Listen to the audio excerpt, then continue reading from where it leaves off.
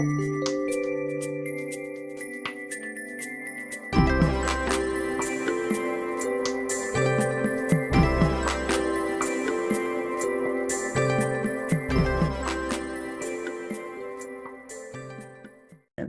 there, and welcome to this video about the new moon in Libra of September 2022. We are the astrologers of Pandora Astrology. I'm Jamie Keel Miller. I'm in Berkeley, California. I'm Julia Mijas in Pioneer, California. And we're going to tell you all about this new moon in Libra, along with important dates that it's happening here on September 25th, the general tone and feel of it, and how to handle it for best results. So this is a new moon, which means by definition that the sun and the moon are together. They are together in a conjunction here in Libra. Also joining them is Mercury at the end of Virgo and retrograde. So that will be bringing themes into this moon as well. And Jupiter is over here opposite in the sign of Aries. So we're calling this one calculated diplomacy versus boundless enthusiasm. The diplomacy is the Libra part. The calculation is the Mercury in Virgo part. Very strong because Mercury rules Virgo and is at home here. And then the boundless enthusiasm clearly is represented by Jupiter in Aries, which can be like a giant golden retriever in thoughtless and heedless enthusiasm.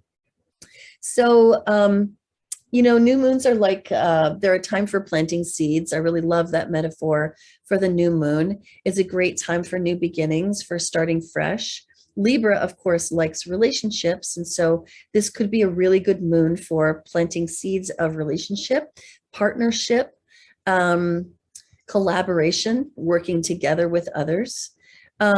And I think that some of the Libra themes present here involve niceness and pleasantries, and that they are poised directly opposite to that Jupiter in Aries, which can be honest and direct and frank, but also sometimes a little too blunt, maybe a little too honest. Mm-hmm. So there are some social checks and balances built in to this moon. Julia, what do you think about this moon? Yeah, this could be, the start of a new cycle that has a lot to do with Libra. It could be new cycles in relationship. It could be new creative cycles, artistic cycles, if you do art or design. And also maybe, new cycles in diplomacy and how you approach conversation with other people. And yeah, Jupiter and Aries definitely, both of them have a lot of bluntness, that kind of foot and mouth syndrome that can happen. So around this new moon, there might be sort of an urge to be overly direct, to sort of, be enthusiastic, going off in your own direction without necessarily considering others, and maybe talking through things with others a little bit more. So I think, yeah, this is a new moon that's just calling for a little bit more consideration of other people around you on these new beginnings. Yeah, and a new moon is not usually noteworthy for playing out in one's relationship life.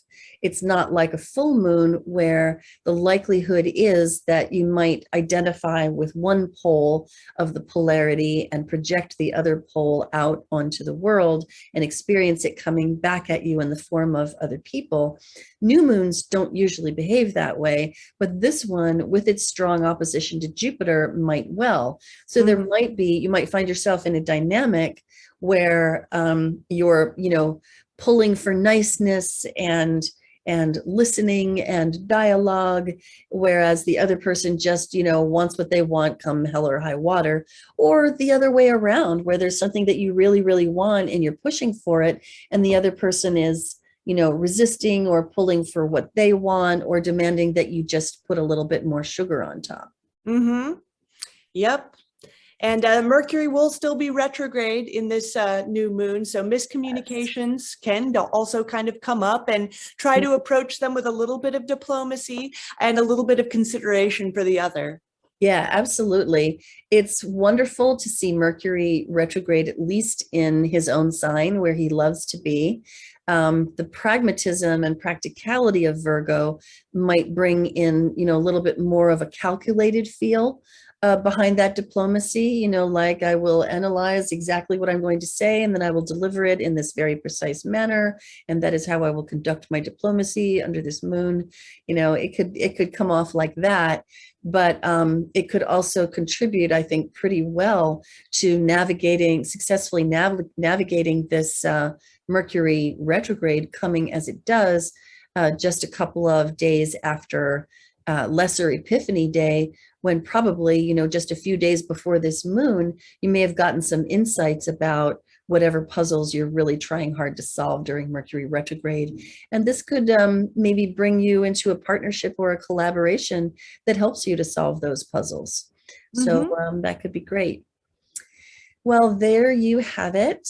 And you can find this video and others like it on our monthly forecast page, where you can find out about the other moon of this month and also more about Mercury retrograde, and also Juno is retrograde. So news about that is there.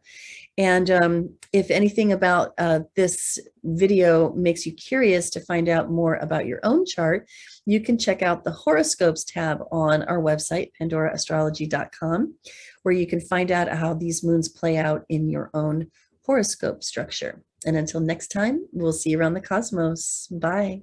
Bye-bye.